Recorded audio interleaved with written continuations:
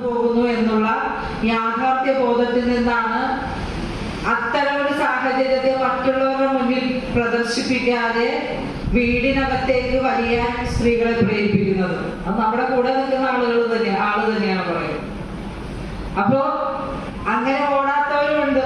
അത്തരമൊരു ബുദ്ധിമുട്ട് വരുമ്പോ, ദേഷ്യം വരുമ്പോൾ അല്ല ഓടി വീട്ടിലേക്ക് പോകാതെ, ദേഷ്യമാണെങ്കിൽ ആ ദേഷ്യത്തിന്റെ ഏറ്റവും പീക്ക് ലെവലിൽ നിന്നിട്ട് ദേഷ്യപ്പെടുന്ന ആളുകളും ഉണ്ട് നമ്മുടെ കൂട്ടത്തിൽ. നന്നായി രോഷാകുലരായി പറയുമ്പോ കേൾക്കുമ്പോ ചില ആളുകൾക്ക് തോന്നും അവൾക്ക് ഭയങ്കര, അല്ലെങ്കിൽ ആ സ്ത്രീക്ക് ഭയങ്കര അഹങ്കാരമാണെന്ന് തോന്നും. പക്ഷെ ഇതെല്ലാം സ്ത്രീ ജീവിതത്തിലെ ഓരോ ഘട്ടങ്ങളാണ്. അത് മനസ്സിലാക്കണമെന്നുണ്ടെങ്കിൽ നമ്മുടെ സമൂഹം കുറെ കൂടി മാനസിക പക്വതയും ഒക്കെ ആർജിക്കേണ്ടതുണ്ട്. പക്ഷെ യഥാർത്ഥത്തിൽ സമൂഹം അത്തരമൊരു സ്വഭാവത്തിലേക്ക് പരിണമിച്ചിട്ടില്ല എന്ന പോരായ്മ നിലനിൽക്കുകയാണ്. ചിലപ്പോൾ ഇത്തരം പ്രശ്നങ്ങൾ കാണുമ്പോൾ ഏറ്റവും അധികം രൂക്ഷമായി വിമർശിക്കുന്നതും സ്ത്രീകൾ തന്നെയാവാം. അവൾക്ക് മാത്രമുള്ളല്ലോ ഇത് അവർക്ക് മാത്രം പറഞ്ഞിട്ടുള്ള കാര്യമാണോ, ബാക്കി ഞങ്ങളൊക്കെ എന്താ പെണ്ണുങ്ങളല്ലേ, ഞങ്ങളൊക്കെ ജീവിച്ചത് എങ്ങനെയാണ് എന്ന് ചോദിക്കുന്ന സ്ത്രീകളും നമുക്കൊപ്പം ഉണ്ട്.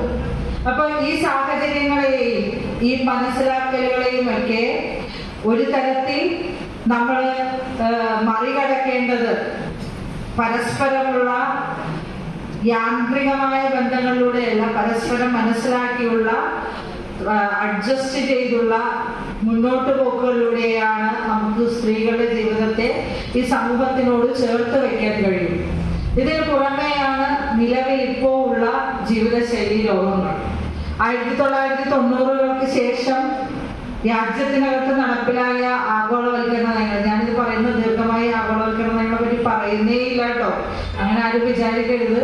നരേന്ദ്രമോദിയെ സംബന്ധിച്ചും നരസിംഹറാവിനെ കുറിച്ച് പറഞ്ഞു തുടങ്ങി നരേന്ദ്രമോദിയെ അവസാനിപ്പിക്കാനുള്ള ഒരു ഉദ്ദേശവും എനിക്കില്ല. നിങ്ങളെ മുത്തോട്ട് നോക്കിയിട്ടൊന്നും അത് പറയില്ല, ഇതൊക്കെ സ്ഥിരം കേൾക്കുന്നതാണ്.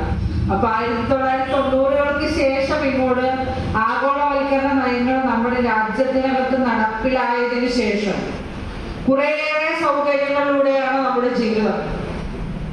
നമ്മൾ ആഗോളവൽക്കരണ നയത്തിന്റെ കുറെ കുഴപ്പങ്ങളെ ചൂണ്ടിക്കാണിക്കുമ്പോഴും ആധുനിക സംവിധാനങ്ങൾ നമ്മുടെ കുടുംബങ്ങൾക്കകത്തേക്ക് കടന്നു വന്നു എന്നുള്ളത് ഈ കാലഘട്ടത്തിൽ ഉണ്ടായ ഒരു മാറ്റമാണ്.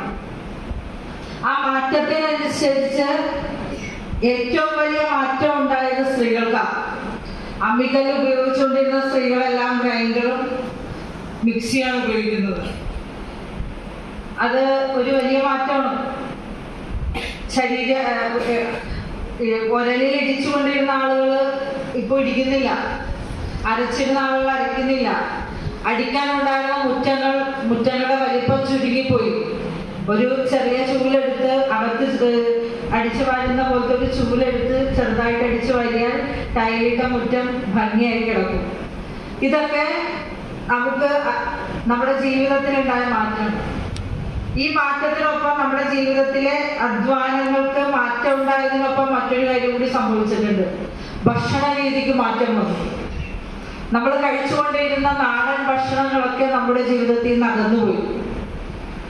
ഇപ്പോ കൂടുതൽ പാക്കറ്റ് ഫുഡുകളാണ്. ഒരു 98-കൾക്ക് ശേഷം അല്ലെങ്കിൽ 95-കൾക്ക് ശേഷമാണ് എന്റെ ഓർമ്മയിലൊക്കെ. സ്കൂളിൽ പഠിക്കുമ്പോഴൊക്കെ 98 എന്ന് പറയുന്നത് ഞാൻ സ്കൂളിൽ പഠിക്കുന്ന കാലഘട്ടം. ആ കാലഘട്ടം വരെയൊക്കെ അമ്മിക്കല്ലിൽ മുളകും അതുപോലെ തന്നെ വെള്ളത്തിലിട്ട് വെച്ച ഉണക്കമഞ്ഞളും ഒക്കെ അരച്ചാണ് കറി ഉണ്ടാക്കിക്കൊണ്ടിരുന്നു. കുറച്ചു നാൾ കഴിഞ്ഞപ്പോൾ കാണാൻ തുടങ്ങുന്ന പാക്കറ്റിലെ മുളക് പൊടി വാങ്ങിക്കുന്നു, മഞ്ഞൾപ്പൊടി വാങ്ങിക്കുന്നു. അതൊക്കെയാണ് ആദ്യം പാക്കറ്റിൽ വരുന്നത്. പാക്കറ്റുകളിൽ വന്ന പൊടികൾക്ക് ശേഷം പിന്നീട് ഇങ്ങോട്ട് ഭക്ഷണ സാധനങ്ങൾ വരെ ഇപ്പോൾ പാക്കറ്റിനകത്താണ് വരുന്നത്. ഇപ്പൊ നമ്മള് വീടിനകത്തിരുന്ന് ടിവിക്ക് മുന്നിൽ ഇരുന്ന് ഓർഡർ ചെയ്താൽ നമ്മുടെ മുന്നിൽ സിറ്റ് ഔട്ടിൽ വന്ന് ഭക്ഷണം വന്ന് ബെല്ലടിക്കും. ഭക്ഷണവും കൊണ്ടുവന്ന് ബെല്ലടിക്കും. ചെന്ന് വാതില് തുറന്ന് ഗൂഗിൾ പേയിൽ പൈസ അടച്ച് വാങ്ങിച്ച് കഴിക്കുക, കൈ കഴുകി കഴിക്കുക എന്നുള്ള ഉത്തരവാദിത്തം മാത്രമായി നമ്മുടെ ചുരുങ്ങിയിരിക്കുന്നു. അടുക്കളയുമായിട്ടുള്ള ബന്ധം ചുരുങ്ങിയിരിക്കുന്നു. അടുക്കളക്കകത്ത് തടച്ചിടപ്പെടേണ്ടവരല്ല സ്ത്രീകൾ. ഇത് അങ്ങനെ ഒരിക്കലും അതിന്റെ സൂചനയുമല്ല. അപ്പൊ ഇത്തരം മാറ്റങ്ങൾ ശാരീരികമായ അധ്വാനത്തിൽ വ്യത്യാസം വരുത്തിയിട്ടുണ്ട്.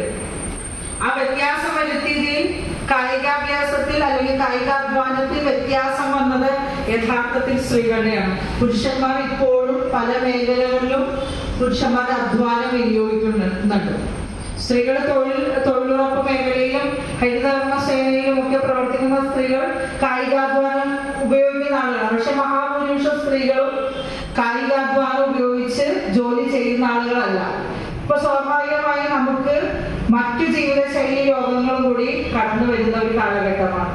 തീർച്ചയായും ഈ കാലഘട്ടത്തിൽ ഇത്തരം പ്രശ്നങ്ങൾ കാലഘട്ടത്തിൻ്റെതാണ് കൂടിയാണ് എന്ന് തിരിച്ചറിഞ്ഞുകൊണ്ടാണ് ഇത് മനസ്സിലാക്കി സാമ്പത്തികമായ പ്രശ്നങ്ങളും പ്രതിസന്ധികളും കുടുംബത്തിലെ മറ്റു പ്രശ്നങ്ങളും ഒക്കെ ഏറ്റവും നന്നായി കൈകാര്യം ചെയ്ത് അതിനകത്ത് ഒരു തീരുമാനമെടുത്ത പ്രശ്നങ്ങളെ സോൾവ് ചെയ്യാൻ ശ്രമിക്കുന്ന സ്ത്രീ നമ്മുടെ ആരോഗ്യം ശ്രദ്ധിക്കാതെ പോകുന്ന ഒരു സാഹചര്യം നിലവിലുണ്ട്. ഇത് മനസ്സിലാക്കിയാണ് മഹിളാ അസോസിയേഷൻ എന്ന് പറയുന്ന നമ്മുടെ സംഘടന ഇവിടെ ഈ പറയുന്ന മെഡിക്കൽ ക്യാമ്പ് ജീവിതശൈലി രോഗങ്ങളെ സംബന്ധിച്ചും സ്ത്രീജന്യ രോഗങ്ങളെ സംബന്ധിച്ചുമൊക്കെ മെഡിക്കൽ ക്യാമ്പ് സംഘടിപ്പിക്കാൻ തീരുമാനിച്ചത്. തീർച്ചയായും ഇതിന്റെ സംഘാടനത്തിന് മുൻകൈ എടുത്ത മഹിളാ അസോസിയേഷന്റെ പള്ളുരുത്തി ഏരിയ കമ്മിറ്റിയെ എറണാകുളം ജില്ലാ കമ്മിറ്റിക്ക് വേണ്ടിയുള്ള അനുമോദനങ്ങൾ അഭിവാദ്യങ്ങൾ അറിയിക്കുകയാണ്.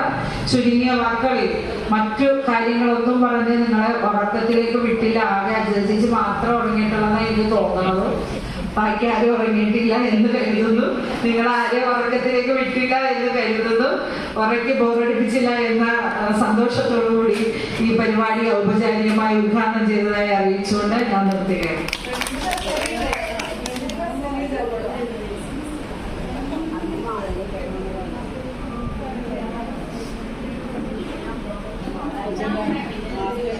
കേരള കോൺഗ്രസിന്റെ സംസ്ഥാന കമ്മിറ്റി അംഗം മേരി അർഷിയെ ക്ഷണിക്കും. ബഹുമാന്യരെ, ഞാൻ ദീർഘമായൊന്നും പറയുന്നില്ല. കാരണം ഇന്നിവിടെ സംഘടിപ്പിച്ചിരിക്കുന്നത് വനിതകൾക്ക് വേണ്ടിയിട്ടുള്ള ആരോഗ്യ സംരക്ഷണവുമായി ബന്ധപ്പെട്ടുള്ള സെമിനാറാണ്. ഇന്ന് ഈ സെമിനാറിലാണ് നമുക്ക് കൂടുതലായിട്ട് പങ്കെടുക്കാറുള്ളത്. ഇതുമായി ബന്ധപ്പെട്ടുള്ള വിശദവിവരങ്ങളൊക്കെ നമുക്കിവിടെ പറയാനായിട്ടുള്ള ഇതിന് ബന്ധപ്പെട്ടവർ എത്തിയിട്ടുണ്ട്. എല്ലാവരും വളരെയധികം സന്തോഷമുണ്ട്. സഹോ ബിന്ദു ജോണിയാണ് ഇന്നിങ്ങനെ ഒരു പരിപാടി എന്റെ പറഞ്ഞ് ക്ഷണിച്ചതിൽ അതിന് എന്റെ നന്ദി അറിയിക്കുകയാണ്. അതോടൊപ്പം ഇന്നത്തെ ഈ മഹിളാ അസോസിയേഷന്റെ ഏരിയ സമ്മേളനത്തോട് മുന്നോടിയായി ഇന്നിവിടെ നടത്തപ്പെടുന്ന സ്ത്രീകളുടെ ആരോഗ്യ സംരക്ഷണവുമായി ബന്ധപ്പെട്ടുള്ള ഈ സെമിനാറില് സ്ത്രീകൾക്ക് ഇത് ഗുണപ്രദമാകുന്ന രീതിയിൽ ഈ ഒരു സെമിനാർ മാറട്ടെ എന്ന് സ്നേഹത്തോടെ ആശംസിക്കുകയാണ്. അതോടൊപ്പം മഹിളാ അസോസിയേഷന്റെ ഏരിയ സമ്മേളനം വിജയത്തിലേക്ക് എത്തിക്കുവാനായിട്ട് നാം സ്ത്രീകൾ എല്ലാവരും ഒരുമിച്ച് തന്നെ നിന്നുകൊണ്ട് ഈ ഒരു സമ്മേളനത്തിന്റെ വിജയത്തിനായിട്ടും എല്ലാവരുടെയും കൊണ്ടുപോകാനായിട്ട് സാധിക്കട്ടെ എന്ന് ആശംസിച്ചുകൊണ്ട് നിർത്തുന്നു. നന്ദി. നമ്മുടെ ഈ ക്ലാസ് എടുക്കുന്നതിന് വേണ്ടി JPHN അനിതയെ ക്ഷണിക്കുന്നു. ബഹുമാനപ്പെട്ട ബ്ലോക്ക് പഞ്ചായത്ത് പ്രസിഡന്റ് ശ്രീമതി ബേബി നബി അവർക്ക്, 14ാം ward member Srimathi advocate Mary Harsha അവർക്ക്, വേദിയിലും സദസ്സിൽ വഹിക്കുന്ന മറ്റു വിശിഷ്ടാതിഥികളെ, എല്ലാവർക്കും നമസ്കാരം. നിങ്ങൾ 2 മണിക്കാണ് പറഞ്ഞതെങ്കിലും വളരെ വൈകി ഇത് തുടങ്ങാനായിട്ട് നമ്മൾക്കും എല്ലാവർക്കും അകലേക്കൊക്കെ പോകേണ്ടവരാണ്. ഇത് നിങ്ങൾക്ക് മെഡിക്കൽ ചെക്കപ്പ് നടത്തണം. അതുകൊണ്ട് ഞാൻ ക്ലാസ് അധികം ദീർഘിപ്പിക്കുന്നില്ല. എങ്കിലും നിങ്ങൾക്ക് മനസ്സിലാക്കേണ്ട കുറച്ച് കാര്യങ്ങൾ ലഘുവായിട്ട് നമുക്ക് പറഞ്ഞിട്ട് മെഡിക്കൽ ചെക്കപ്പിലേക്ക് പോകാം. ഇപ്പൊ ഇവിടെ സ്വാഗത പ്രസംഗിയും ഉദ്ഘാടന പ്രസംഗം എത്തുന്ന പേരും ഒക്കെ പറഞ്ഞതുപോലെ ഇതിന്റെ തുടർച്ചയായിട്ടാണ് എനിക്ക് പറയാനുള്ളത്. സ്ത്രീകളിലെ വ്യായാമക്കുറവ് അതിന് പ്രധാന കാരണമാണ് അല്ലെ. നമുക്ക് അടുക്കളയിൽ ഇപ്പൊ ജോലിക്ക് പോകുന്നവർക്കാകട്ടെ ജോലി ഇല്ലാത്തവർക്കാകട്ടെ അടുക്കള ജോലി വീട്ടു ജോലി കഴിഞ്ഞിട്ട് പുറത്തോട്ടിറങ്ങി വ്യായാമം ചെയ്യാനോ ഒരു യോഗ ചെയ്യാൻ പോകാനോ ഒന്നിനും സമയമില്ല. ജോലി ഉള്ളവരെക്കാൾ തിരക്കാണ് വീട്ടിൽ ജോലി ഇല്ലാതിരിക്കുന്നവർക്ക് അല്ലെ. നമ്മുടെ വീട്ടിലെ ജോലി എത്ര ചെയ്താലും തീരത്തില്ല. അതിനിടയ്ക്ക് നമുക്ക് എക്സർസൈസിന് സമയമില്ല. നമുക്ക് നമ്മുടേതായിട്ടുള്ള എന്ത് കാര്യത്തിനും, അതായത് നമുക്കൊരു അസുഖം വന്നാൽ പോലും നമ്മൾ ഇന്ന് പോകാം, നാളെ പോകാം, മറ്റന്നാൾ പോകാം എന്നിങ്ങനെ നമ്മൾ നീട്ടി കൊണ്ടുപോകും. അവസാനം ചിലപ്പോൾ അത് മൂർധന്യ അവസ്ഥയിലെത്തിയതിനു ശേഷം നമുക്ക് എഴുന്നേക്കാൻ പറ്റാത്ത അവസ്ഥയിലെത്തി കഴിഞ്ഞിട്ടായിരിക്കാം മിക്കവരും. അങ്ങനെ എല്ലാത്തവരും ഉണ്ട്. എന്നാലും മെജോറിറ്റി ആൾക്കാരും അങ്ങനെ തന്നെയായിരിക്കും ഡോക്ടറെ കാണാൻ പോകുന്നത്. ഇപ്പൊ ഞങ്ങളൊക്കെ ആരോഗ്യ പ്രവർത്തകരുണ്ടെങ്കിലും ഞങ്ങളുടെ അവസ്ഥയും വേറിട്ടല്ല. കാരണം നമുക്ക് തീരെ വയ്യാതാകുമ്പോഴേ നമ്മളുടെ കാര്യത്തിന് മുൻകൈയിട്ട് ഇറങ്ങുള്ളൂ. നമ്മുടെ വീട്ടിലെ മക്കളുടെ അച്ഛന്റെയോ അമ്മയുടെയോ അതല്ലാതെ മക്കളുടെയോ ഭർത്താവിന്റെയോ കാര്യമാണെങ്കിൽ നമ്മള് പെട്ടെന്ന് തന്നെ അവരെ കൊണ്ടുപോകും, ഇല്ലേ? പക്ഷെ നമ്മുടെ കാര്യം വന്നാൽ നമ്മളത് മാറ്റി വെക്കൂലേ? അതാണ് സ്ത്രീയുടെ സ്വഭാവം. കാരണം അവര് സ്വയം സഹിക്കും, നമ്മുടെ ഒരു കഴിവ് തന്നെയാണത്. പക്ഷെ അത് ഗുണത്തെക്കാളേറെ ചിലപ്പോൾ നമുക്ക് ദോഷവും ചെയ്യും. കാരണം നമ്മളൊരു എന്താണ് ഒരു കൊളോക്കിയൽ ലാംഗ്വേജിൽ പറഞ്ഞാൽ സൂചിക്ക് എടുക്കേണ്ടത് തൂമ്പയ്ക്ക് എടുക്കാറാകുമ്പോഴേ നമ്മുടെ കാര്യത്തിന് പോകുള്ളൂ.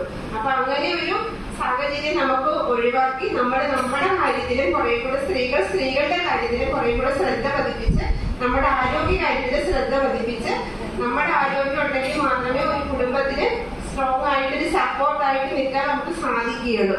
അപ്പൊ അതിന്റെ മുന്നോടിയായിട്ട് ഇപ്പൊ നമുക്ക് ഏറ്റവും ഭീഷണിയായിക്കൊണ്ടിരിക്കുന്ന അസുഖം ഏതാണ്? ക്യാൻസർ, അല്ലെ? ഈ ക്യാൻസർ ഒരു 10-25 വർഷം മുമ്പ് ഇത്രയും ഭീഷണിയായിരുന്നോ? ഇല്ല.